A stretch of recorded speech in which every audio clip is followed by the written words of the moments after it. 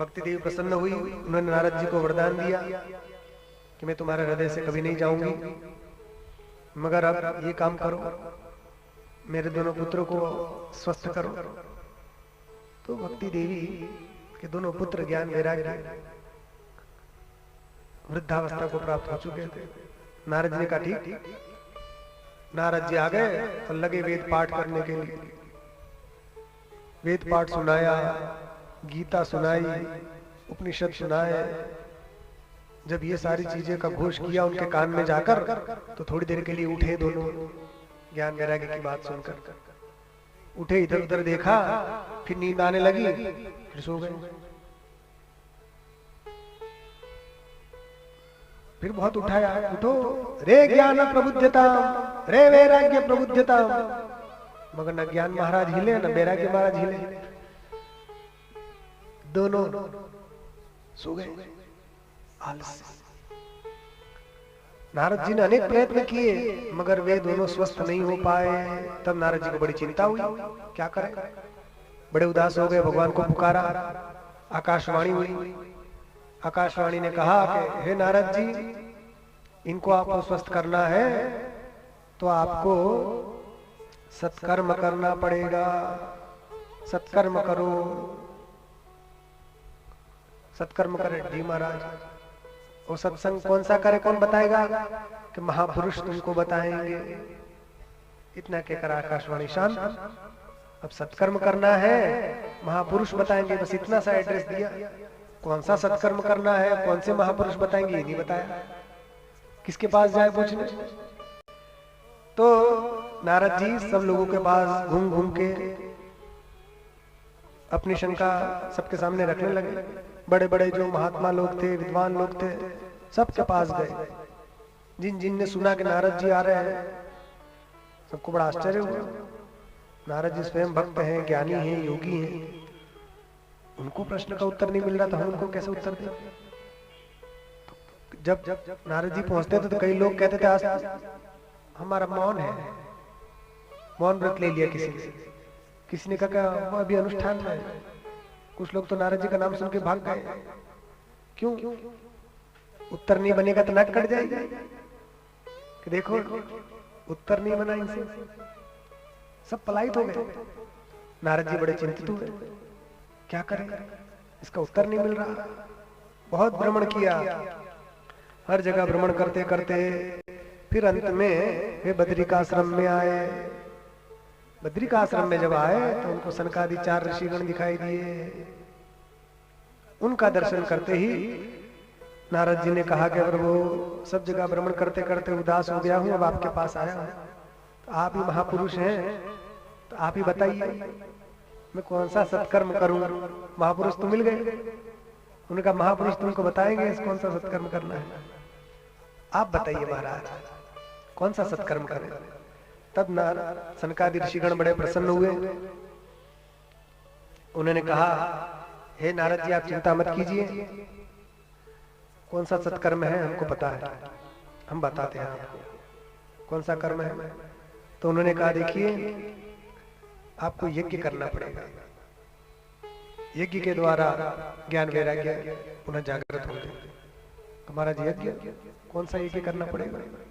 अभी सामग्री इकट्ठी करते हैं, नहीं ये दूसरा यज्ञ, द्रव्य यज्ञ, तपो यज्ञ, ज्ञान यज्ञ और योग यज्ञ, स्वाध्याय यज्ञ, इस प्रकार यज्ञ के कई भेद हैं।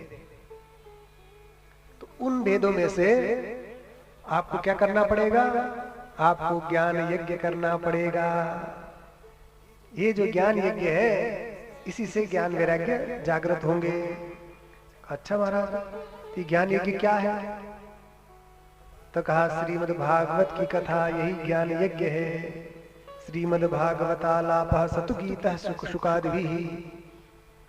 ये भागवत ज्ञान की कथा, ये करने से ज्ञान वैराग्य जागृत हो जाएंगे।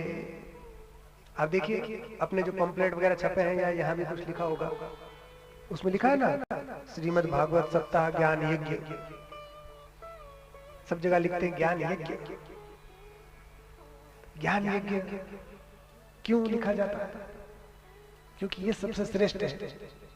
श्रेया द्रव्यमयाद यज्ञात् ज्ञान यज्ञ परंतप।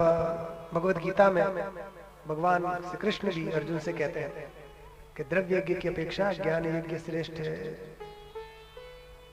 तो उससे क्या होता है, ये ज्ञान और वैराग्य दोनों जागृत हो जाते हैं, उससे भक्ति देवी प्रसन्न हो जाती है और विवेक जागृत हो जाता है। इसलिए यही सबसे श्रेष्ठ यज्ञ है। तो आप ज्ञान यज्ञ करिए, भागवत की कथा करिए। अब इतना जब सुना, नारद जी बोले महाराज क्या बात कर रहे हैं, भागवत की कथा? जो वेद वेदांत उपनिषद के पाठों से जो नहीं जागे, भागवत की कथा से कैसे जाग जाएंगे? इसमें क्या विशेषता है? ये कथा कोई अलग जगह से थोड़ी आई है। वेदोपनिषदाम सारा जाता भागवती कथा। ये जो भगवान की भागवत कथा है, वेद उपनिषदों का सार तो है। इसके अलावा तो इसके श्लोक श्लोक पद पद में वेदों का ही सार है। जो वेदों से साक्षात नहीं जागे, वेदों के सार से कैसे जाग जाएंगे? तो उन्होंने कहा, देखिए सनकादि ऋषि बोले, कभी कभी जो काम मूल से नहीं होता है, कारण से नहीं होता है, वो कार्य से हो जाता है। जो काम मूल चीज नहीं कर सकती है, उससे उत्पन्न हुई चीज वो कार्य कर देती है। जैसे आप देखिए दूध से उसको हम जमाते हैं, माखन दही बनाते हैं, माखन बना के बाद में घी बनाते हैं। घी में ताकत ज्यादा रहती है कि दूध में? घी में रहती है। और दिया किससे जलेगा? दूध से जलता है कि घी से जलता है? दिया जलाना हो तो घी चाहिए। तो घी कहां से निकला है? दूध से ही निकला है। मगर सीधे सीधे दूध से नहीं जलता, पहले घी बनाना पड़ता है, फिर उससे काम होता है। तो जो काम घी से होता है, वो काम दूध से कहां हो रहा है? आपको नहीं दूध ही से तो निकला है घी। अरे भाई उसी से निकला है, मगर कुछ अंतर है। अब देखिए फल, आम का फल है, तो कहां से हुआ? आम के वृक्ष से हुआ। तो क्या वृक्ष के तने में, पत्तों में वो स्वाद है जो आम के फल में रहता है?